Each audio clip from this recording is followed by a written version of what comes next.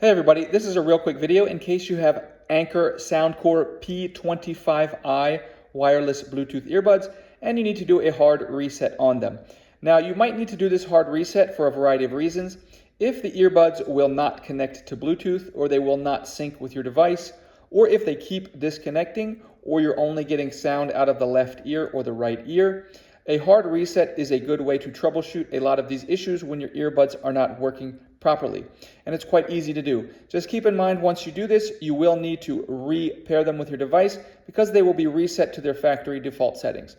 But all you need to do if you want to reset these earbuds is you're going to take them out of the case, and when you take them out of the case, they will automatically power on. And then within a minute of them powering on, you need to press and hold the button on the back of them for 10 seconds. You can do this both earbuds at the same time or one at a time. And after 10 seconds, they will make an audible sound indicating that they have reset. At which point you can put them back in the case, take them back out of the case, and repair them as a new set of earbuds.